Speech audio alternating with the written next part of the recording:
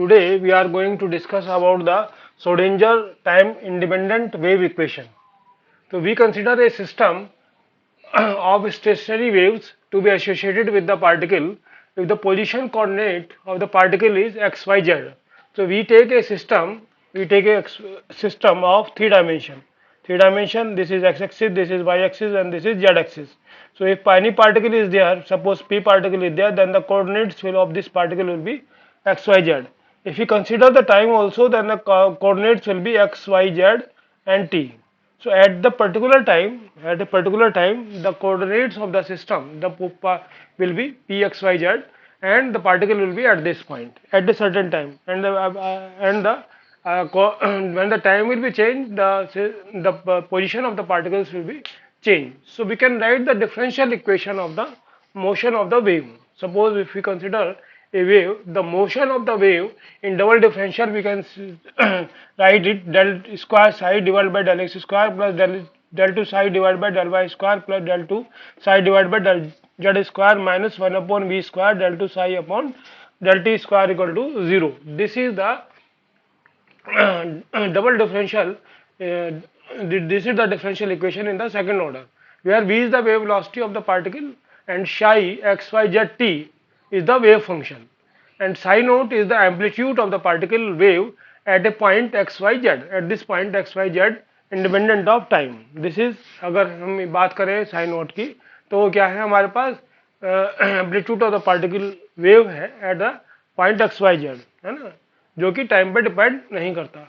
तो हमने माना कि जो फंक्शन है हमारे पास जो टाइम डिपेंडेंट है, psi x Y Z t equal to psi not x Y z, जो कि एक्स वाई जेड का कोऑर्डिनेट है e raise to power minus omega t. ये हमारे पास फंक्शन है जो हमने डिफाइंड किया eight a particular time.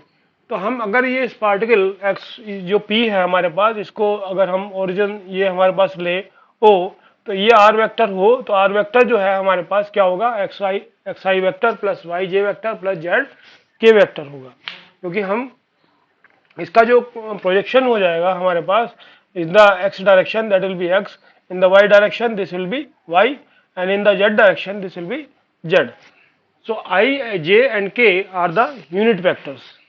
Now this, in terms of r, we can write this function psi rt equal to psi naught, this is psi naught r e raised to power minus omega t we can write.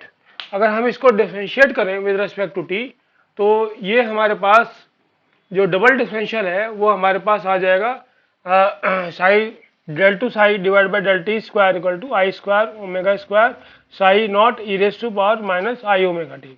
अगर हम one differential करें तो del psi by हमारे पास del t will be equal to आ जाएगा minus आई omega, और ये हमारे पास आ जाएगा शाई नॉट, और ये हमारे पास आ जाएगा और e raise to power minus I omega t. इसको अगर अगेन डिफरेंशियल करें तो ये हमारे पास आ जाएगा माइनस माइनस जो है प्लस हो जाएगा i square omega square sign not E raise to power minus omega T.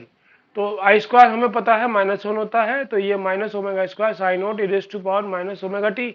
और अब अगर इस फंक्शन को हम जो है, ये फंक्शन हम लिख सकते हैं साई ये वाला, तो ये डेल टू साई और del T square equal to minus omega square psi बन जाएगा. ठीक है, तो ये हमारे पास जो है now comes this function from this function and this function. ये हमारे पास दोनों से डेल टू साई और डेल टी स्क्वायर की वैल्यू ये रख दें इसमें, तो ये जो इक्वेशन है हमारे पास ये बन जाएगी डेल टू साई और del x square plus del two psi और del y square plus del two psi और del z square plus 1 upon v square omega square psi equal to 0. Now we know that omega equal to 2 pi nu, angular frequency जो है 2 pi new के बराबर होती है, और new जो है वी अपॉन लैम्डा के बराबर होता है. तो हमारे इससे इक्वेशन से ओमेगा अपॉन वी की वैल्यू 2 पाई अपॉन लैम्डा आ जाएगी. This will be considered the 2 pi upon lambda. तो यही जो वैल्यू है ओमेगा अपॉन वी की वैल्यू यहाँ पर इस इक्वेशन में रख दें, तो 2 पाई अपॉन लैम्डा का स्क्वायर शाई हो जाएगा. तो ये हमारे पास डेल टू शाई और डेल टू साई अब plus 4 pi square upon lambda square और शाई इक्वल टू 0 हो जाएगा. डेल स्क्वायर इक्वल टू क्या आ जाएगा, del square upon del x square plus del square plus अब divide by del y square plus del square plus del divide by del z square के बराबर हो जाएगा। तो दिस इज द हमारे पास ये श्रोडिंगर इक्वेशन हमारे पास आ जाएगी।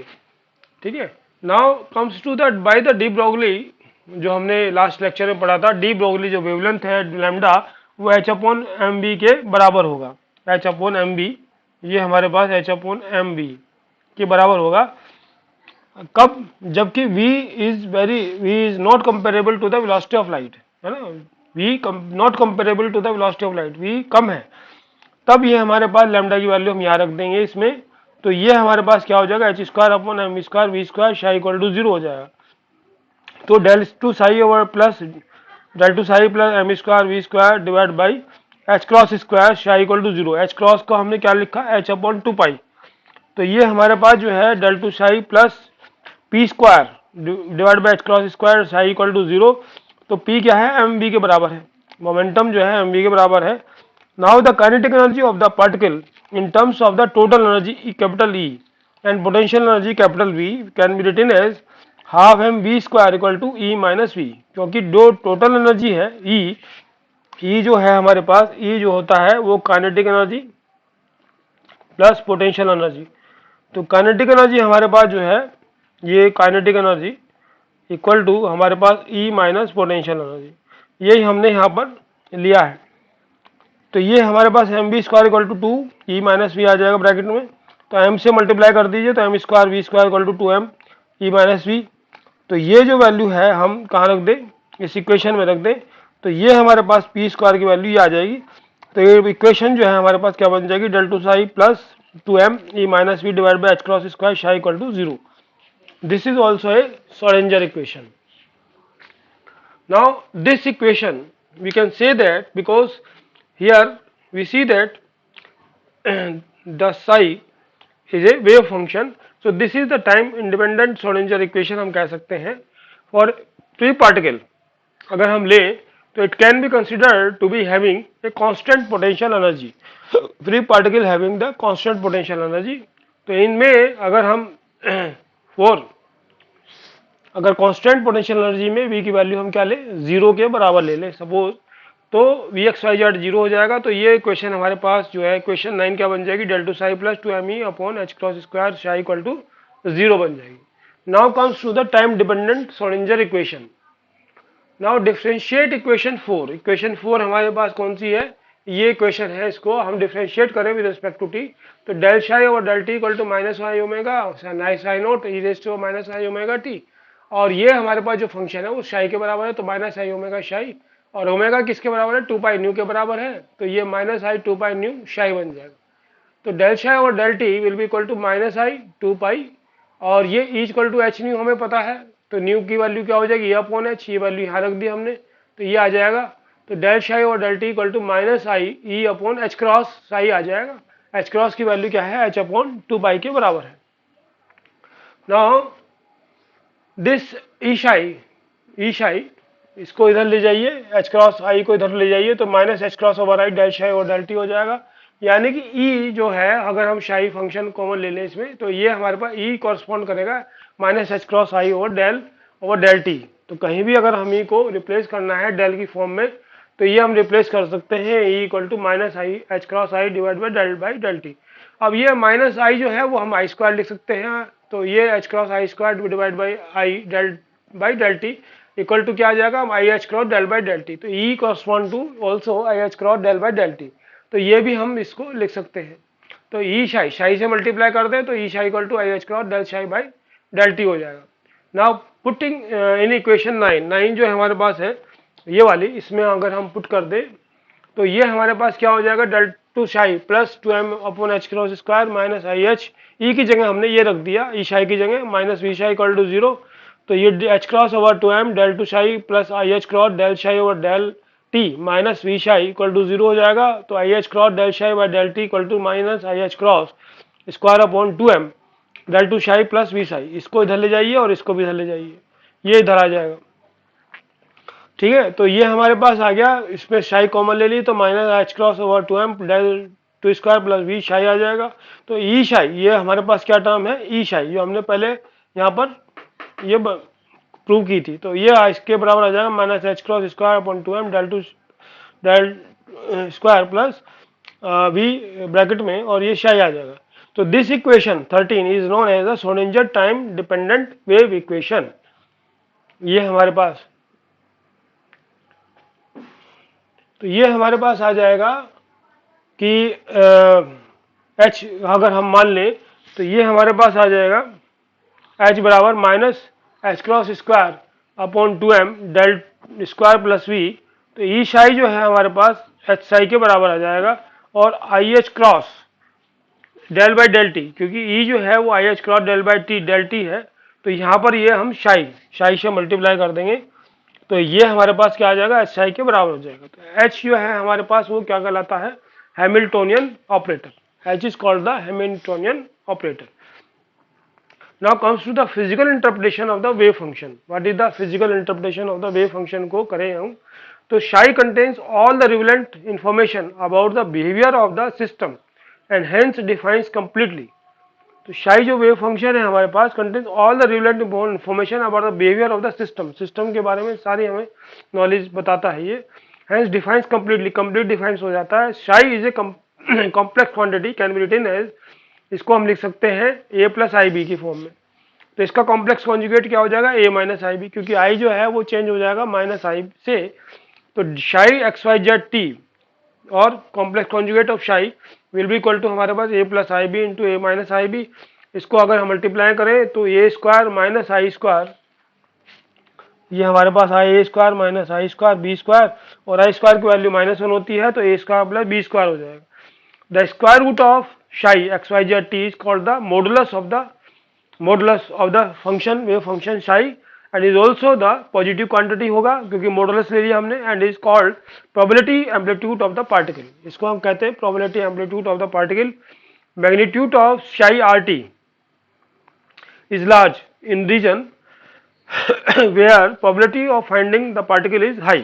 जहां पर हम ये सोचते हैं कि पार्टिकल हमारा प्रोबेबिलिटी है कि ज़्यादा से ज़्यादा उस स्पेस में होगा, तो मैग्नीट्यूड psi rt का क्या होगा, लार्ज हो जाएगा।